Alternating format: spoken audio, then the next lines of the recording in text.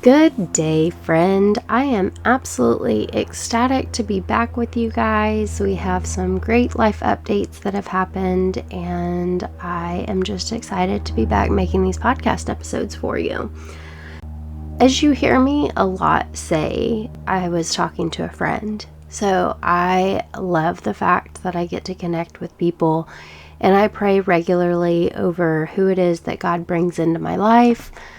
And I just am constantly asking for people that I can influence and both that can influence me to make me better.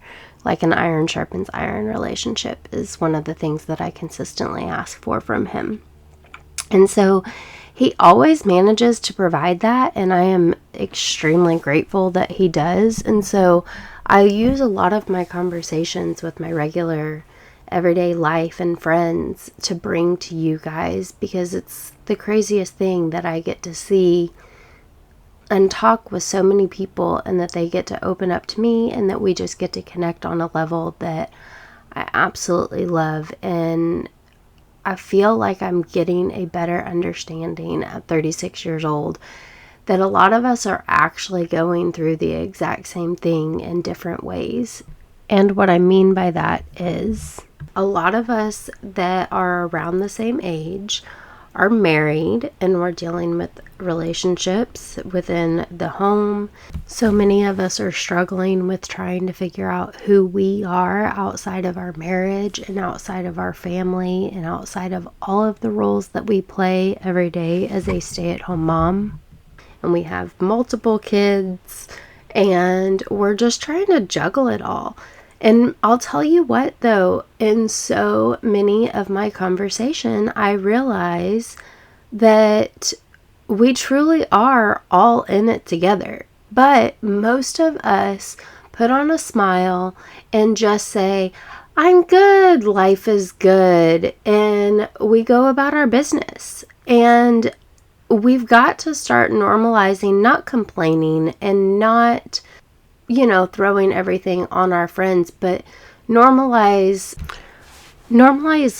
good communication with our friends, and using our friends to help us take a step up and be a better person. And whenever we're sitting and we're talking and we are discussing our everyday normal lives, making sure that we're bringing that positive and trying to help each other up, rather than just allowing each other to sit and stew in the chaos.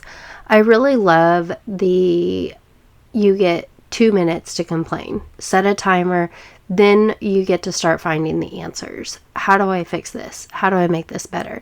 Because there has to be an option for making it better. Even in an absolutely rough and difficult marriage, which I have absolutely had at one point in time, you can still find something to do to make it better, even if it's make your husband a cup of coffee in the morning to show him that you care. If you're doing just the littlest things to make things better in your life, you're going to end up in a much better place by a 1% trajectory change than you are by just sitting and stewing and being frustrated in it. So be making sure that you're finding those good, godly friends that you get to connect with, that are lifting you up, finding solutions, taking you to a better place. Want to encourage you to reach out to your friend base, to be praying over your friends, to be trusting God in your friendships, and asking Him for clarity on who is supposed to be there and who is not supposed to be there. Your friends are going to tell you a lot about who you are, and your friends are going to be the people that either help you and lift you up through a tough season, or they're going to be the ones that help you hang out in a pity party and be upset. But you really want those friends that help you move forward. And sometimes it's just helpful to know that somebody else is going through it too. And maybe they deal with it in a different way. Or maybe they have a different perspective on the exact same situation that your brain could agree with. Okay, this isn't as bad as I actually thought that it was. at the beginning. It's always wise to be in conversation with friends. We were not at all meant to look like we have this perfect social life. And that was not God's vision of the world, that we had to look perfect in front of our friends and that we were judging each other. Like, we are not the ones that get to judge. He's the only one that gets to judge. And the only thing that he's told us to do is love one another. So therefore, we just need to mind our own motherhood. And if we don't have anything nice to say, then don't say anything at all. You don't know the person. You don't know what everybody is walking through in their personal lives until you take the time to stop and connect and hear them and listen to them. So just be remembering, please, that you have no idea what's going on in somebody's life unless you stop to connect with them. And when you do stop to connect with them and you hear them, and you really want to dig in and love them and help them and care for them, it's incredible the relationships that he will grow in your life. One of the things that I've really been realizing lately with God is that he's just not that I just have started realizing it, but I have really started to be grateful for it, I think is the words that I should use. He is not going to just let us be stagnant. He loves us too much. He has this picture in his mind and he loves us just the way that we are. But he knows who we can be, who he created us to be, and who we are meant to be. He already knows that about us. He has already predestined for us this miraculous version of us that if you don't already are not head over heels in love with who he has created you to be and who you have become over the trials of life, if you have not got there yet, he has this vision that will make you love exactly who he created you to be. There is so much in my life that I wish that I could do.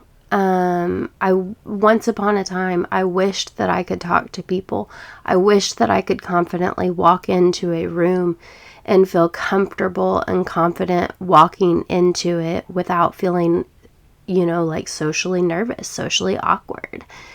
And I have finally achieved that. I am grateful for the wisdom that he gives me. The fact that I get to touch so many people's hearts for wisdom and to be able to tell them about God and everything that he has done for me. Because trust me, once upon a time, I was not walking with him. I was doing all of the things that I should not be doing, but that was a part of my story. Like, people that knew me in my early 20s, late teens, would never in a million years recognize who I am today.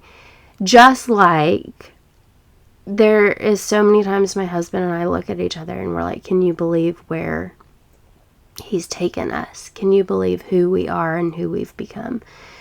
And so I just really want to help encourage you to get to that next level, that next place of really honoring, loving, and cherishing who it is that you are.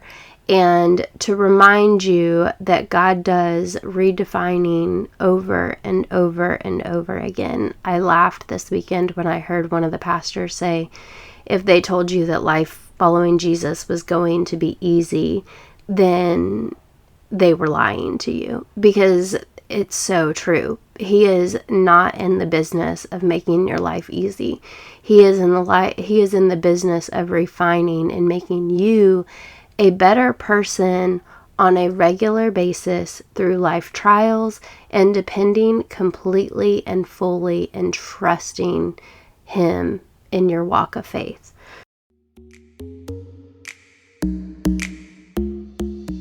Hey friend, thanks again for joining me today on your journey to the confidence to homeschool. I hope this podcast blessed you with one more tool of success. If it did, please scroll down to the bottom of your screen and leave me a review. Share it with a friend. Just remember, confidence in anything takes practice, so let's grow.